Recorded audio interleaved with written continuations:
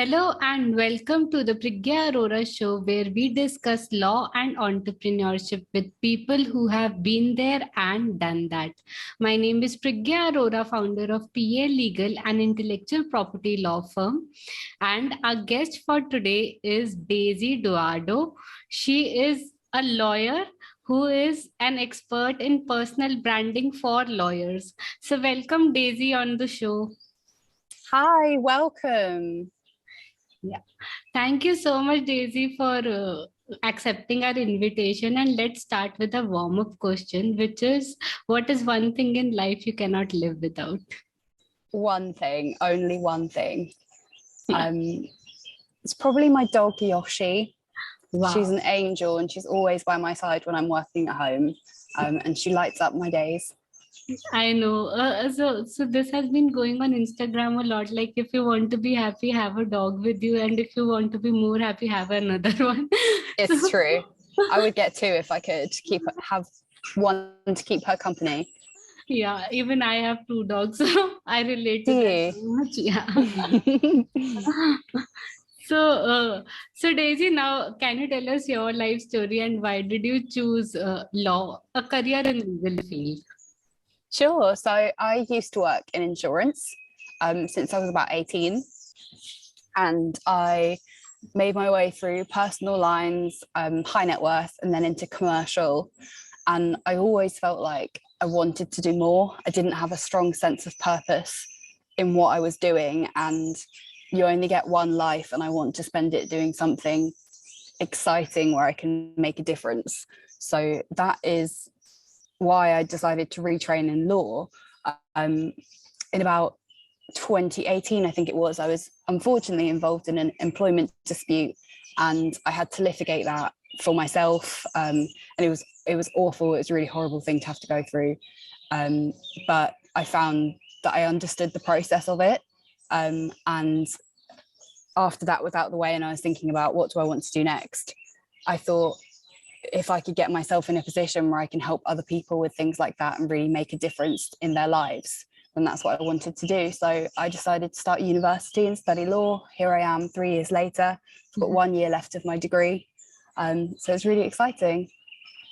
Wow, that's awesome. And you're already working with lawyers. And how does that feel, like doing a degree side by side and already working with lawyers?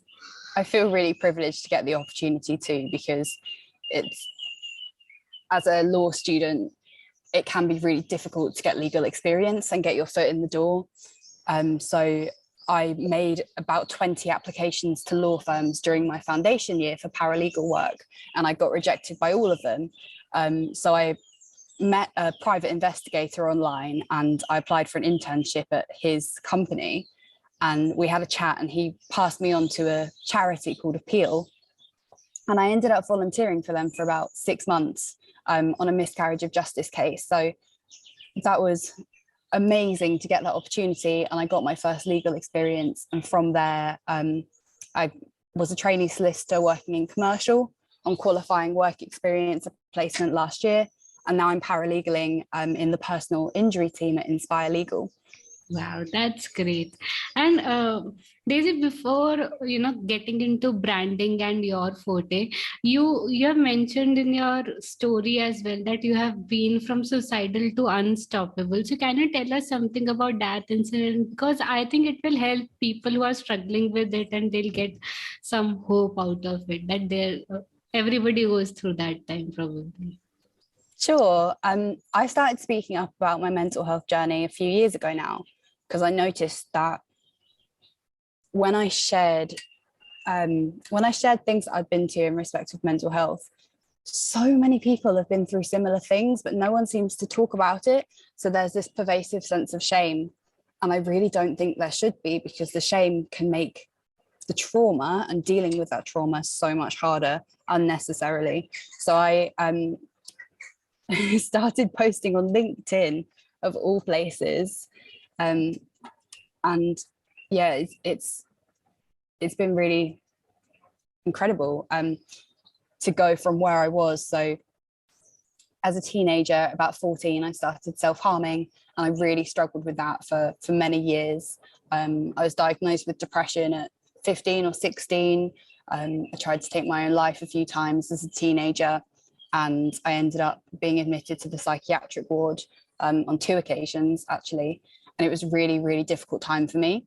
So I dropped out of sixth form twice because of depression and suicide attempts. And that really put a stopper in my education for quite a few years. I struggled to keep a job because of it, and ended up signing on to disability benefits and sick benefits to pay the bills. It was a really horrible part of my life. And I've been through years of therapy. I mean, I've left my home island and moved to England. I've kind of made a whole new life and dealt with a lot of the childhood trauma that was driving that depression and those feelings and struggles that I had. And now I'm in a position where I've come through it, and I feel privileged actually that I can speak about it openly and use it for good and find some kind of purpose in what otherwise would have just been a horrible, pointless part of my life. So yeah, hopefully I can just start conversations around it and break down some of those barriers and the stigma and the shame, because just because you have struggled with depression and being suicidal, that doesn't define who you're going to be. So that's so true, Daisy. And I also feel sometimes sad that people don't come out openly and tell about, these things. Yeah.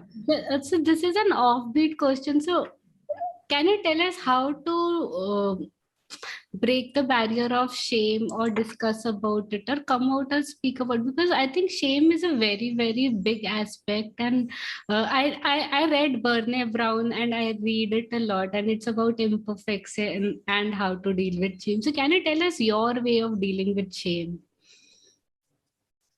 It's an incredibly difficult thing to overcome, and I'm not sure there's one single way that you can do it. If I think back, going to therapy has been one of the most helpful things for me. Having a trained professional, a trauma-informed professional to work through that trauma with. I did a lot of inner child work, a lot of self-forgiveness, and I suppose a stoic philosophy of it's happened, I accept it, what am I going to do now? And changing the narrative from being a victim and being powerless to I'm in control of my destiny. I make choices that create the reality that I live in today. Luck always plays its part. There's always things that we can't change, but we can change a lot more than we think we can.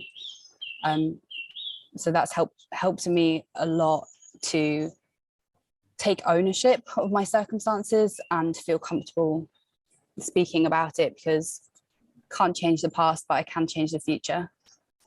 Yeah, absolutely. I think you have spoken about the most important elements. That is, first is the acceptance, which is, I think, the most difficult element to, okay, accept it. But the thing is, it is really, really difficult. And then once you accept it, you get a lot of freedom so that you can think about taking control on your situations. Definitely, particularly when it's trauma subjected on you by other people and their behavior. When life's been very unfair, it's very hard to accept that, but it is your life. And I've seen too many people spend their whole lives haunted by trauma, and I don't want to be in that situation forever. I don't know if I would survive it if I stayed in that forever, and I'm lucky to have been able to access proper support, which I wish everybody could access. Yeah, wow, awesome. So now, Daisy, coming to branding for lawyers, which is your forte, and let's speak something fun, which is, can you explain to lawyers why lawyers are different way, and why branding is important, like personal branding is important for them? Personal branding is really important in law, perhaps more so than in other industries, because legal services revolve a lot around trust and building trust. Your clients need to trust you, or they'll go to a different lawyer. It's a way that you can develop that trust in building your pipeline of future clients. So it helps you to build long-term relationships that go further than just one single transaction. if your clients know you on a personal level and they connect with you on that level, they'll come back to you again and again, which is a much more efficient way of generating new business for yourself and your firm. I think it's also important in helping lawyers move away from billing at an hourly rate, because almost 60% of people will pay more for services from professionals who have a strong personal brand. So it gives you that freedom to play around with different pricing models and see if something different could work for your business. Wow. Yeah, I think, trust, because see, lawyers are not able to advertise, but a lot of personal tinges involved in providing the service, because computer is not doing the service, the person is doing the service. So the best way to do is to establish a personal brand. And as you said, if we have the personal brand, we can experiment with the prices, because trust is already established in some sense. Like, people go through your LinkedIn, they go through your YouTube channel or any social media, and that kind of vibes or the trust they feel, because they feel that they already have a personal brand. So I think, yeah, that is there. So Daisy, now can you tell us a few steps which lawyers can take care of while developing a personal brand, or any advice that you want to give to the lawyers who want to develop a personal brand? Authenticity is really important in personal branding, and it can be very easy to get a bit swept away in it. For example, you can pay someone to write your posts for you, and to me, it muddies the waters a bit, because you're projecting an image of yourself on social media, and the more accurate that image can be, and the more that is just an extension of you rather than some falsified, idealized version of yourself, the better that's going to be. For things like imposter syndrome and your own mental health, we have this trouble in our personal lives of looking at an Instagram feed and wishing your real life lived up to it. Don't do that in your professional life too. Like, try and keep it realistic and authentic. And more importantly, we're looking at a new generation of business owners rising up through the ranks at the moment, and Gen Zs and millennials. They want to do business with people who are making a difference and who believe in what they believe. It's about shared values. We've inherited a world that's in a very, very sorry state. And the majority of the young entrepreneurs that I know, they're starting businesses because they want to make a difference. They're purpose driven. So if you can showcase that you share those values with whoever your target market is, and I recommend being authentic in that rather than trying to fake it, because it's built on trust and people will eventually be able to tell if you're faking it. Just showcase your values, and people who share them will want to support your business if they feel the same. Yeah, I think you've rightly said, authenticity is the key, because if we are going to fake it on the social media or anywhere, audience is going to catch it, and then it becomes it becomes very difficult. Even if you work with them, they'll know that, all right, we were in some kind of different world, that this is not the same person. Even within your own business, I mean, how many times have we worked in places where they have the values on the wall in massive lettering? I remember working at a big insurance company once, and they had a value over the printer. It's something about investing in education for the staff, and the amount of people who would walk over to it kind of make some like negative comment because they didn't live up to that value. So it actually, instead of building any kind of positive morale, it just did the opposite, because it was fake, or because they didn't demonstrate that in their actions. There was no authenticity. So authenticity is really, really important. Yeah, absolutely. Yeah, it is also important. Okay, you're going to deal with the person there. It is the person doing the work. So yeah, I think trust, authenticity, whatever you write is purpose driven. It's not taken from somewhere else and just put it out there. So these are a few factors. So now coming to, what do you think are your biggest strengths and maybe some weaknesses when it comes to your work of personal branding. So that's great, Daisy. So Daisy, now can you tell us some of your strengths and maybe some of your weaknesses that helps you or maybe come in the way when you deal with entrepreneurship in and your business of personal branding? While starting my own business, I think the biggest strength that I've uncovered or harnessed is my resilience. Once I make my mind up that I'm going to do something, there's not much that will get in my way. So taking my business for an example, I started my first business in 2019 in my foundation year. It was a drop shipping store for scuba diving merchandise, and I had a £500 starting budget, which quickly disappeared. I ran out of money and I had to close it down, but that didn't stop me. I'm back at it again, and I've had a few setbacks since I soft launched the business in February, but there's every time I encounter a challenge or a hurdle, or I don't know how to do something, I just find the answers and do it. Once I'm quite determined like that, if I put my mind to it, like qualifying as a solicitor, hopefully I'll qualify in 2026. That's been quite a journey, but when I put my mind to something, not a lot's going to get in my way. I think the biggest weakness that I faced as an entrepreneur is lack of focus, which holds me back a lot. I'm a solo founder, so nothing stops me from just changing my mind, changing course, changing direction. And it can be quite frustrating when I work really hard on something and then a week later I think, oh no, actually, I think a different route would be more effective.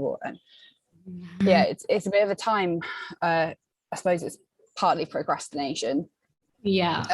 But I have a mentor to help me and a business coach to help me overcome that, set goals and kind of have that accountability aspect of it.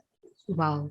So I understand resilience is your strength, and if you want to do it, maybe the path you choose may be different because there is less of focus, but I think there is a lot of freedom to experiment when you are solopreneurs. That's true. Yeah, there is a lot of freedom to experiment. If you're not a solopreneur, you have investors sitting on your head. It's very difficult to find that decision making in experimentation. That's a really good way of looking at it, because yes, I've changed my mind a lot, but I've been free to do that when I've started on a course and then decided that actually my product would look better in a different way or in a different format, or I should prioritize something else. I can change my mind. So maybe in a way it's a weakness, but in other ways it's been beneficial. Yeah, that's definitely there. And Daisy also spoke about mentors. So can you tell us some key elements why mentors are important or how they help us keeping on track? So I'm a law student at the University of Essex, and on campus there is Studio X, and it's a community, a platform to support student entrepreneurship at the university. And this year I've been part of their Evolve pre-accelerator incubator program, or pre-incubator accelerator program, I can't remember. Kind of supporting us in launching our own businesses. And as part of that program, I've been assigned a mentor, someone that I've known for a few years anyway, and it's been brilliant to have that kind of guidance. I've also had informal mentors, people that I've gotten to know through social media, other legal entrepreneurs, and their support has been just really, really, really valuable. I massively appreciate their time and their input, because I think when you're starting something, particularly on your own as a solo founder, you want to be able to bounce things off other people and get feedback and test ideas and be challenged and develop things. So mentorship is, if you can find yourself a mentor if you're starting a business, please do. Yeah, definitely. I think mentors keep us on track. If there were no mentors in my life, I don't know, I wouldn't have started a business. Probably. I think a good note on mentorship as well is kind of be fairly careful who you choose as a mentor, because Yeah, we all have different ideas about how we want to live, what we want our businesses to look like. And what you don't really want is someone coming in and imposing their correct. views on you, because it can massively shape your business and your future. So just be clear about what it is you actually want. Correct, absolutely.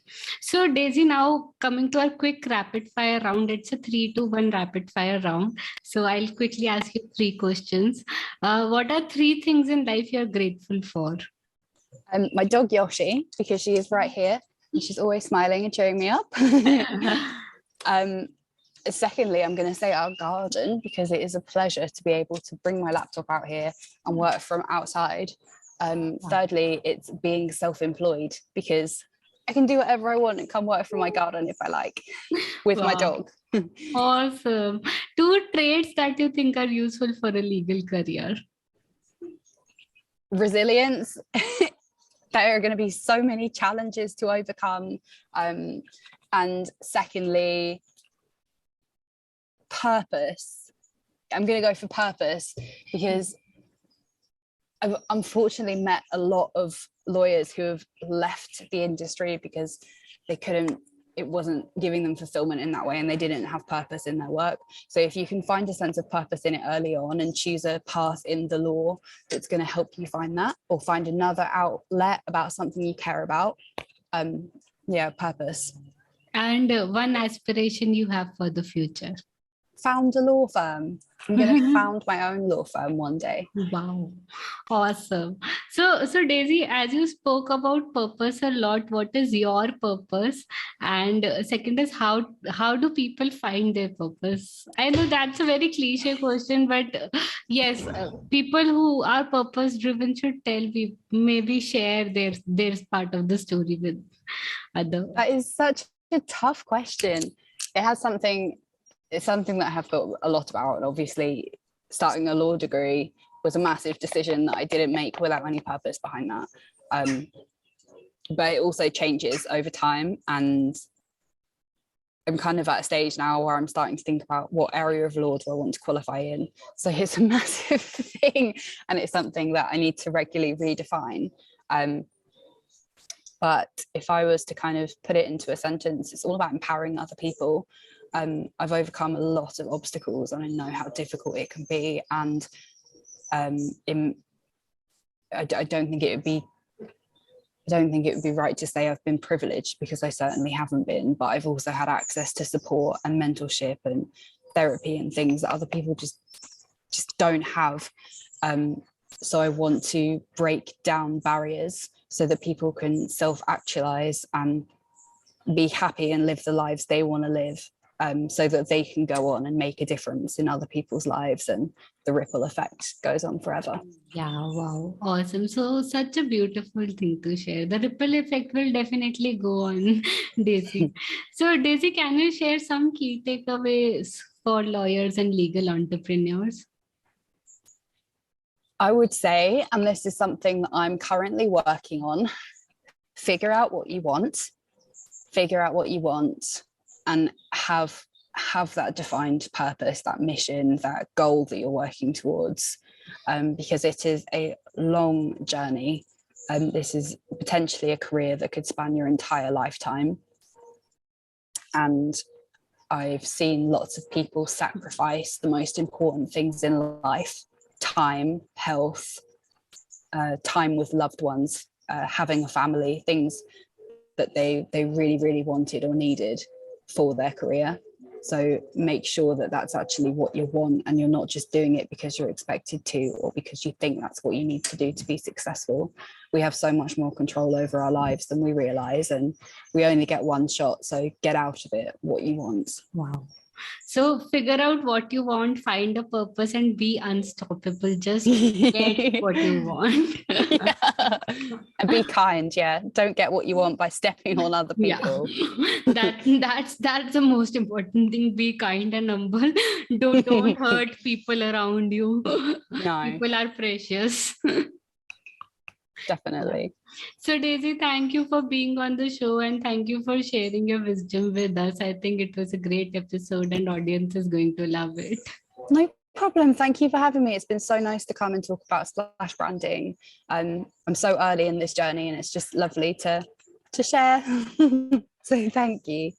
Thank you. Hey there. Thank you for attending today's session. If you enjoyed today's session, do follow our channel and consider sharing it with a friend. My name is Priggya Arora, daughter of inspiring parents, alumna of IIT Kharagpur, engineer turned lawyer and entrepreneur, and now founder of PA Legal, where we help creators and innovators protect their intellectual property. Thank you.